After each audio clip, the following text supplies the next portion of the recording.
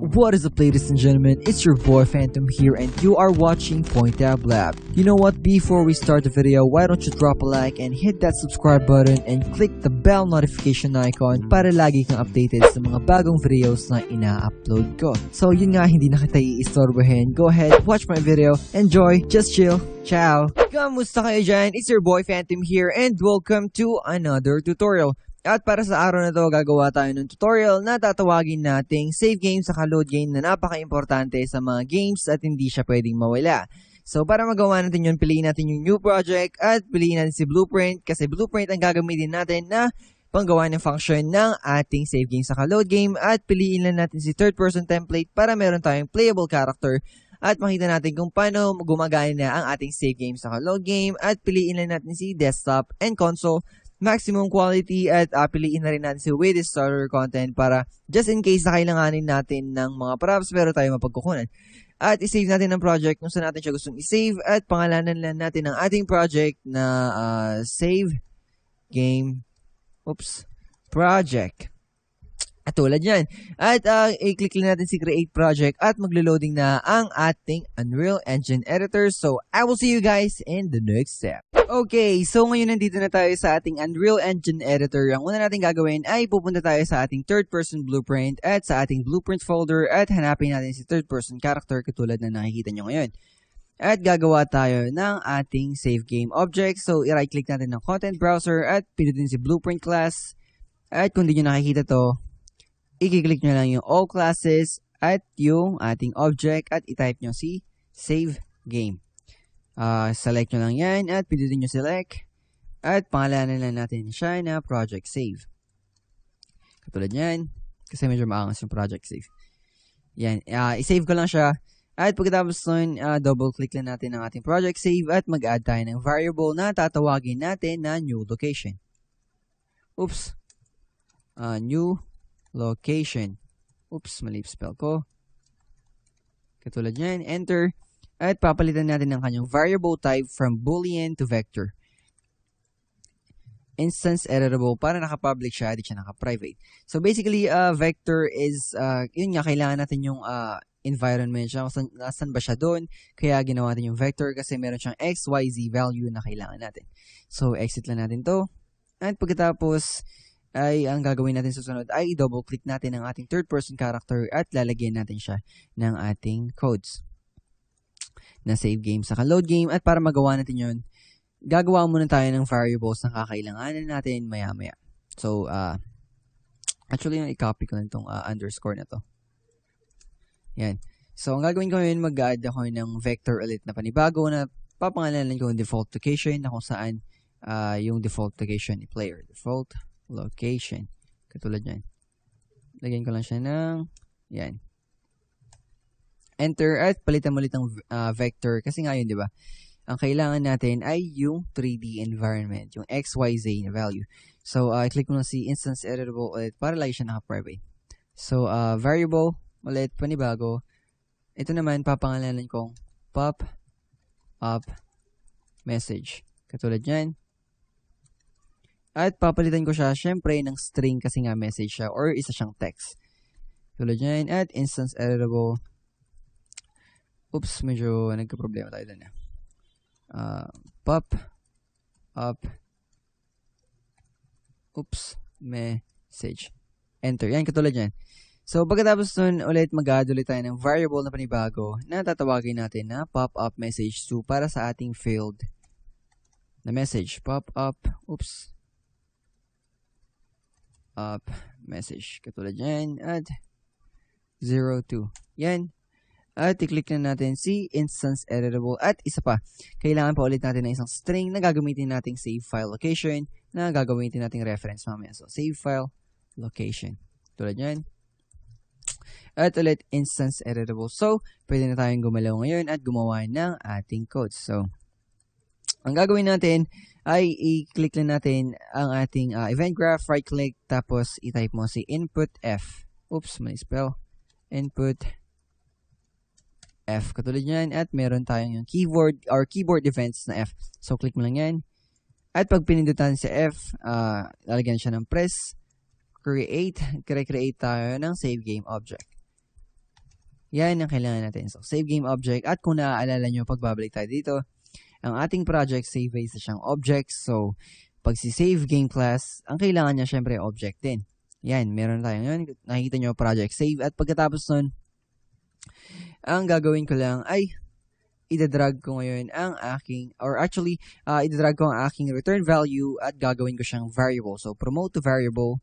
At actually, kahit ano yung pangalan nyo sa mga, dito sa mga to, hindi problema yun. Kasi gagana pa rin siya. Isa lang siyang name. So, katulad din, papangalanan kahit ano. Gagana pa rin yan. Pero actually, papalitan ko lang ulit siya ng save file para pag hindi naman, yung mga nanonood yung shortcut lang. Alam nila kung para saan to. Para ano siya.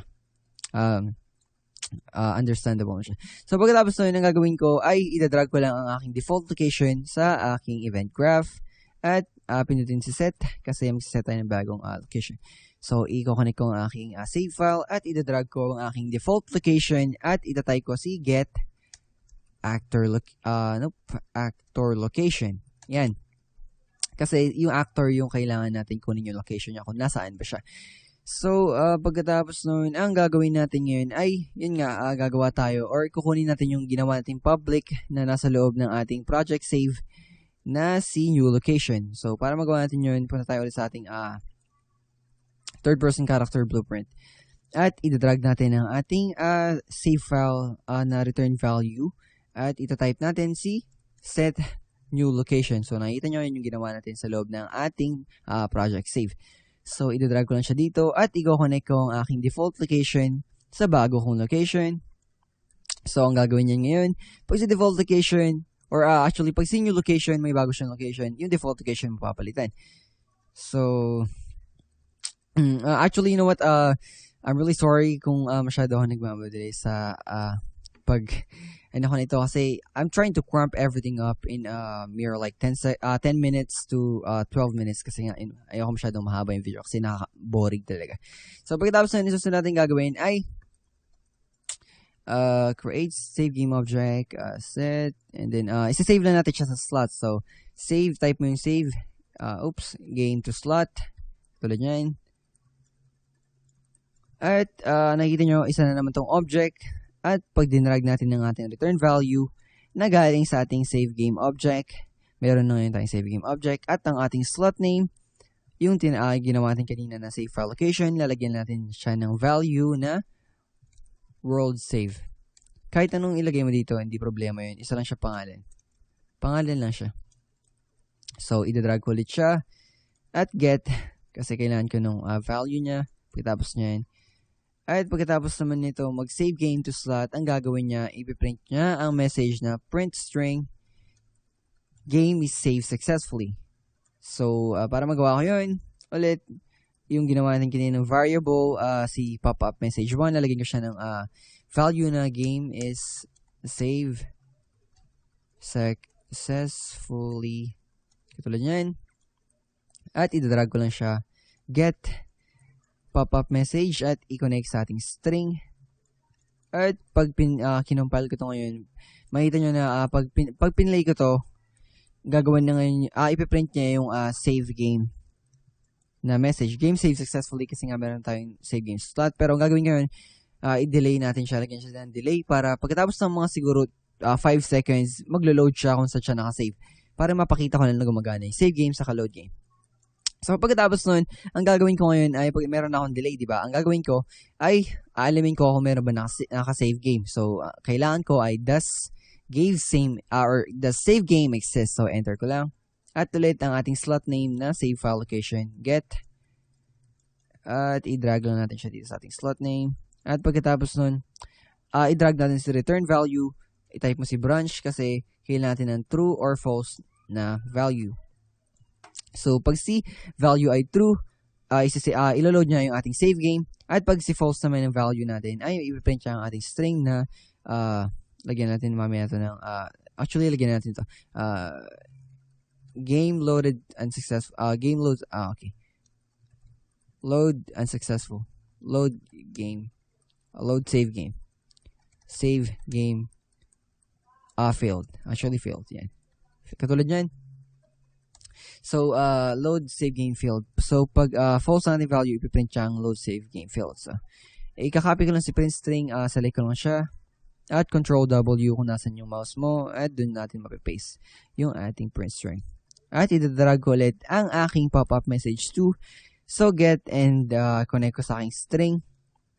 Kung gusto nyo palitan ng kanyang color, ito lang, i-click nyo lang itong drop down na to at papalitan ko ang aking color ng red para sa aking failure na message. At 5 seconds siya mag-a-appear or 5 seconds yung tagal niya na lalabas sa screen. At pag true naman siya, ang gagawin ko ngayon, the save game exists, branch true, then, okay, so pagkatapos nun, hold on, what's next here? Meron na akong save game. Yan. Okay, so ang gagawin ko ngayon, ilo-load ko na siya. Load sorry. Game from slot. Na yung, ano ba pangalan ng slot natin kanina kung naalala nyo? Ito yun, yung save file location. So, i-get natin ulit siya. Sa siya yung kailangan natin. At i-drag na siya dito. Katulad nyo. At pagkatapos nun, ang gagawin natin ay okay, what's next is I have now load game from slot and yan nga, ika-cast natin ulit siya. Cast natin sa ating project save. So, drag mo si return value at cast to project save. Ayan. So, as project save, kukunin natin ngayon si new location. Pag tinype mo si new location, meron tayong option na get saka sa set. Ang kailangan natin si get. So, yan, katulad dyan. At pag ni-drag natin new location, set default location. Yan. So, meron tayo yan. I-connect lang natin siya. At susunod na kailangan natin ay isi-set natin yung bagong location ng ating actor. So, set actor location. Location. Yan. At i-connect ko lang si new location katulad yan. So, kumpleto na ang ating napakahaba na save game sa loading. So, explain ko, pag pindutin ng F, kikreate tayo ng save game, at meron tayong reference sa save file, at default location natin ay kukunin natin yung get actor location bilang default location, at pagkatapos nun, kukunin nyo yung new location, kung saan natin i-save ang ating character or ang ating actor, at isi-save niya sa ating slot na save file location na meron tayong name na world save, at ipiprint siya sa string, na pop-up message, game is saved successfully at this game. Pagkatapos nun, magde-delete tayo ng 5 seconds. Pagkatapos ng 5 seconds, ang gagawin niya ay aalamin niya kung meron ba tayong save game exists. At meron tayong branch or yan, meron tayong branch na magsasabi na pag si value ay false, ipiprint yung string na naglalaman ng message na load, save game failed. At pag si true naman ng value, meron tayong save file location na si world save na sasabihin niya na ilo-load niya ang ating save game at i-cast niya sa project save at ang target niya ngayon ay new location at yung default location natin ngayon ay lalagyan natin ng new location at ang target niya ay ang ating actor. So, compile na natin yan. At actually, wag niyo kakalimutan guys na laging lagyan ng comment. So, para malagyan ng comment, hold down your left mouse button at i-drag mo lang sa yung nodes or codes at pinutin mo si C sa keyboard at meron ka ng comment. So, papangalanan ko lang to na load save function. Yan, okay na ako dyan. At pagkatapos nun, meron na ngayon akong code para sa aking load sa save game. So, i-compile na natin siya at let's go ahead and try if it's working. So, siguro, pupunta ako dito sa, sa block na to. So, pag pinindot ko si F or yan, may lumabas na game is saved successfully. So, pag tumakbo ako dyan at maghintay lang tayo dito, bumalik tayo sa ating save game. So, ulitin ko, F, game is saved successfully. Maghintay tayo ng 5 seconds. 1, 2, 3, 4, 5 seconds.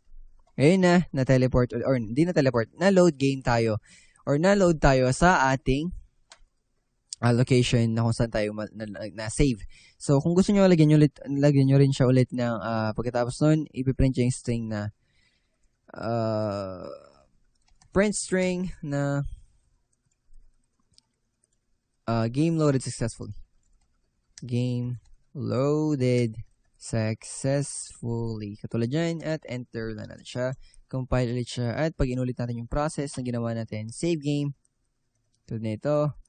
F, dyan tayo nag-save, at pag umalis tayo dyan, 1, 2, 3, 4, 5. Game loaded successfully, nakikita nyo. So, gumagana ang ating save game sa load game. So, ito nga pala, may isa pa akong concern kung gusto nyo na, ba't delay? Hindi ba pwedeng pag pinindot ko si ganito, saka siya maloload? Pwede guys, ito. I-delete natin si delay, at drag lang natin itong the save game exists, at i-type mo si input Q or kahit anong keyboard yung gusto mong gamitin. Yan. So, pag kinumpile ko siya, pag pinindot si play, F, save game, pag pinindot ko sa Q, naloload game kung saan ako na-save. So, yan. Ayun na ang tutorial for today, guys. And if you enjoyed the video, even though napakahaba nito, kasi marami akong in-explain at mahaba yung code natin, don't forget to, check out for always, for the new video that will come out na bago sa channel ko. So, siguro bukas may bago akong upload because I still have some stuff to fix for my game. Actually, may ginagawa ko sa akong game ngayon, kaya medyo busy ako, pero gumagawa pa rin ng tutorial. So, once again, I am Phantom. Thank you so much for watching, and I will see you guys in the next video. Hey, thanks so much for watching this video, guys, and don't forget to drop a like if you enjoyed the video. Also, click that subscribe button, and don't forget to turn on that bell notification icon para lagi kang updated every time I will upload a new video. And you can also follow me on Facebook and Instagram. Link is in the description below. So that's pretty much about it. I'll see you in the next one.